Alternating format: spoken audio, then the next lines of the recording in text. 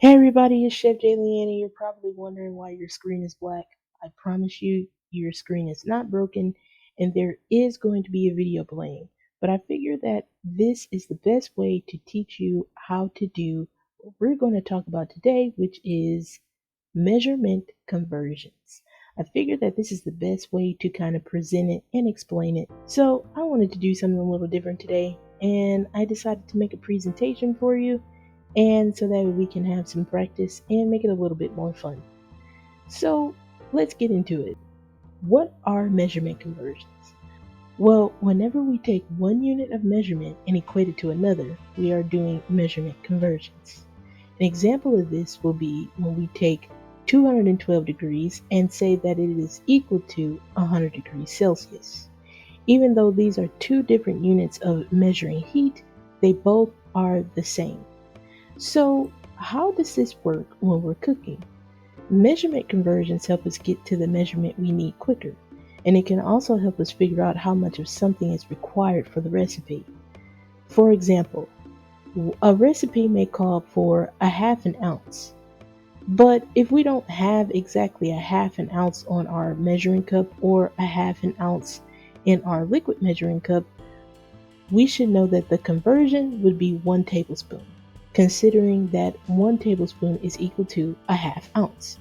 So that means for this recipe, we can simply avoid all the eyeballing of a measuring cup and go for using 1 tablespoon instead.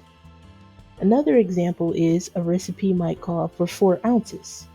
Well, if there are 8 ounces in 1 cup and 4 is half of 8, then that means that I need a half a cup. It's also good, especially when you're measuring with dry ingredients as well, to know these measurements and conversions. Sometimes working with ounces and everything, if you're not trained in the kitchen to know, you might get that confused with measuring fluid ounce instead of regular ounce. In some cases, I've seen it happen. But in case that you want to do that, or if you just feel like it's a little easier, you can always go for a half cup instead of measuring out 4 ounces. So right here, I wrote out some common measurements. So 1 quart is the same as 2 pints, which is the same as 4 cups. 1 pint is the same as 2 cups and is the same as 16 ounces. 1 cup is the same as 8 ounces and is the same as 16 tablespoons. So when we know these common measurements, how many ounces are in them and everything like that, it can help us when we are converting our measurements in the kitchen, so that way we can know if we need a measuring spoon or a measuring cup or whatever it is that we need, so that way we can get the most accurate measurement when we're in the kitchen. So how about let's put some of this to practice? I hope that you got your math helmet on, because I am taking you back to school, okay? The first question, I decided to go a little easy. 4 ounces equals how many tablespoons? 8 or 12?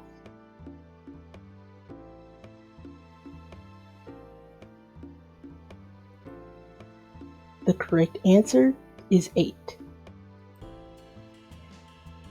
20 ounces equals how many cups? 4 or 2.5?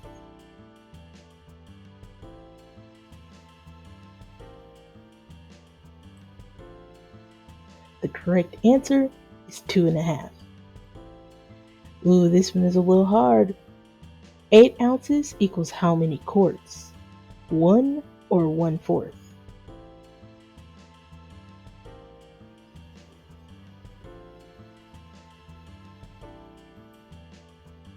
The correct answer is 1/4.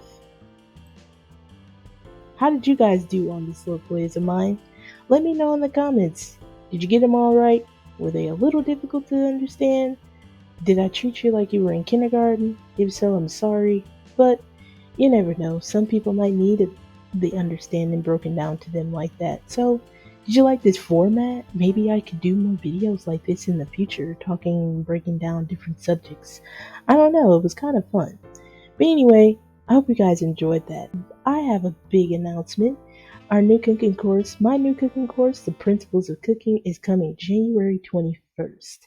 You can visit www.jlcexperience.com for more info. You can even get $10 off on your next purchase when you become a cookie or you sign up to be notified about the cooking course. Hopefully, I see all of you there.